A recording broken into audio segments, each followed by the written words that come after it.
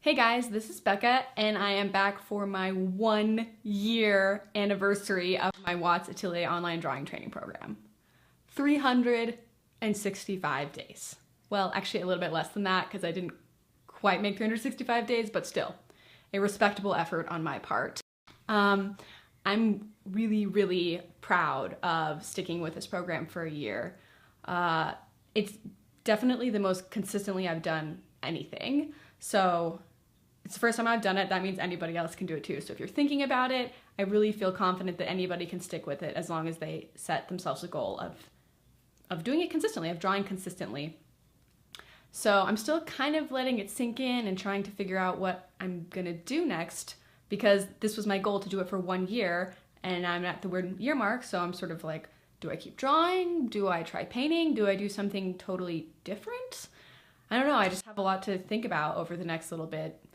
Because I haven't been thinking about it over the past year. That was kind of one of my rules. I wasn't gonna think about whether or not this was what I wanted to do or whether or not this was my life goal or whatever. I was just like, I'm gonna do it for a year and we'll see how it goes. So that's what I did. So in honor of the 1 year mark and making 1 year's worth of videos, weekly videos, I went back and I watched most of my old videos, and I actually hadn't watched almost any of them since I posted them. And oh my gosh, those first few are so embarrassing. I don't know why it is so innately embarrassing to watch yourself on video. It's just like, so cringeworthy. So on the bright side, my YouTube videos have definitely gotten better. And thanks to everybody who has stuck with me since the beginning, since the pre-GIF days when I discovered the power of the animated GIF, and those first few videos are pretty boring. So I'm also proud that I made all these videos because they take a little bit of time, and you know, I try really hard to pick funny GIFs because I want them to be entertaining. So one other thing I did this week, which I have not done before, is that I did a time-lapse video using my phone of me drawing, which a bunch of people have requested, and I just had a mental block or something. So I did it this week. I made a time-lapse video, and I'm gonna play it, and while I play it, I'm just gonna talk about 3 things that I've kind of been thinking about and 3 takeaway points that I have from going through this process and drawing almost every day, posting the videos, and going through the Watts Atelier online program basically step by step as they suggest that you go through it. So on to the time lapse, and I will give you my 3 takeaway points. Number 1, learning to draw is not a linear process. I know this seems super obvious and you've heard it a million times, but I think I personally totally underestimated just how non-linear the process is. For example, sometimes you will draw something and say to yourself, my God, I am an amazing artist. And then literally the next day, you will draw something so horrifying that you think you've reverted to day 1. It is a very disturbing part of the learning process. And I think this is probably true for sports or really learning anything.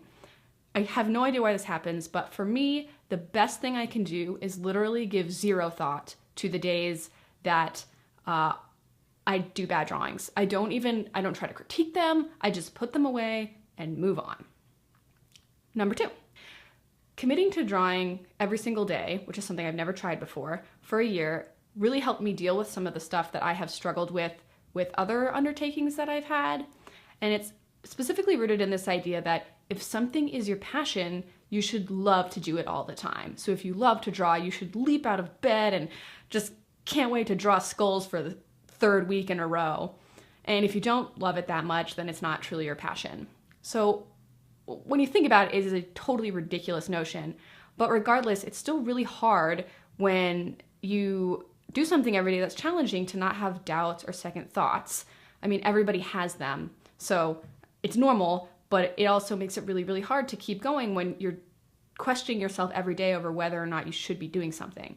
So by committing to drawing every day, I didn't have to have this internal battle over whether it was my life's purpose or my passion or whatever, whether I should be watching Netflix or something.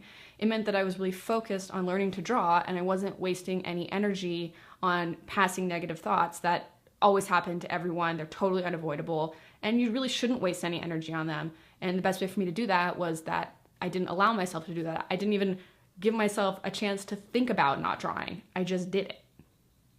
And my last one, number 3, YouTube is awesome. I had no idea that this was gonna be such an awesome, supportive community. I didn't know anyone was gonna watch these videos. I didn't know anyone was gonna be so nice.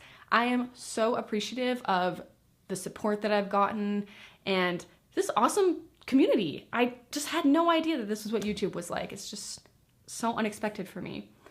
Making these videos helped me stay accountable because I didn't want to disappoint you guys, and they also really helped me see my improvement because it is so hard to see your improvement over time because it is really, really incremental and small changes.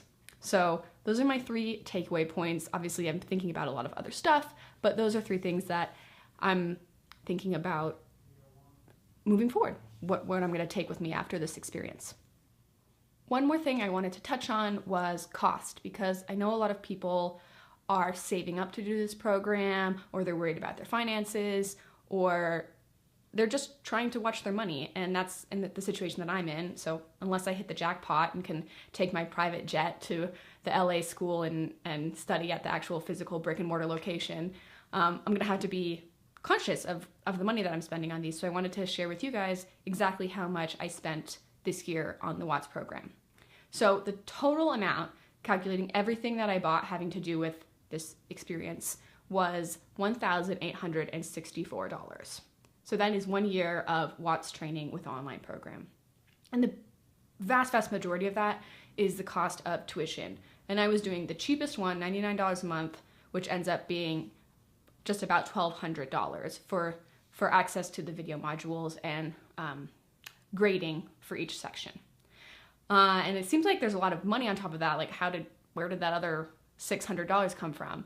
But there are just a lot of little things that you don't think about, but I'll just list them off on the screen so you kind of have an idea of what you might be spending money on when you do this program. All right, so the tuition was about $1,200. I bought an easel, which I would not suggest, so you can save this money until you're in the painting section. That was $130. The Sorrow Head was $115. I spent $109 on pencils, which seems hilarious to me. Like, that is just so many pencils. I bought a skull for $70. Would definitely suggest you do that. I bought a very cheap little architect table for $64, which was, I thought, a great steal, and this worked way better for me than the easel. I would definitely suggest for drawing that you go for that.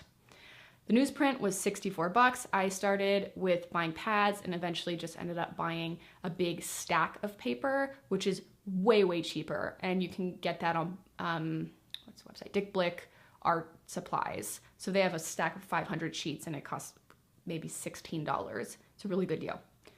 I bought a very crappy old iPad so that I could use that instead of printing out all the drawings.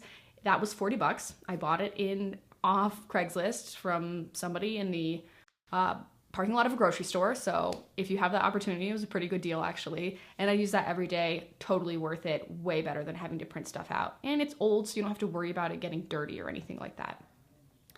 $20 on erasers, $20 for a little iPad holder stand arm thing. $16 on sanders, so those little handheld sander things for your pencils. $13 on tracing paper, $8 for one reference book, and $7 on razor blades. And some of these things I still have leftovers, but all in all, $1,864. So if you're planning to budget, I think probably that would be around the amount that you should think about spending on these items. So it's not a fortune, but if you're watching your money, it is kind of a lot of money. So just something to think about if you're planning on the program. That is going to be the extra costs on top of tuition. I am not going to make this video much longer. It is a marathon. The last thing I'm going to say is that I am taking at least 1 week off of drawing because I'm going on vacation and I'm going to not draw at all and just chill and relax and not think about it for the first time in a year. So that is my little reward to myself. Just a little break. We'll see. I'll probably come back, but I just really need this for myself to kind of like clear my head and really think about what I want to do next. So I won't have a video in 2 weeks, maybe not next week. We'll see. Don't worry, I'll be back. But there's gonna be a little pause while I kind of regroup and figure out what the next step is. So happy 1 year anniversary to me. Thank you guys so much for your support. I really appreciate it. If anybody has any questions about the program, leave a comment and I will answer as well as I can based on my experience. And thank you so much. I am still going to show the drawings for this week, so on to the drawings.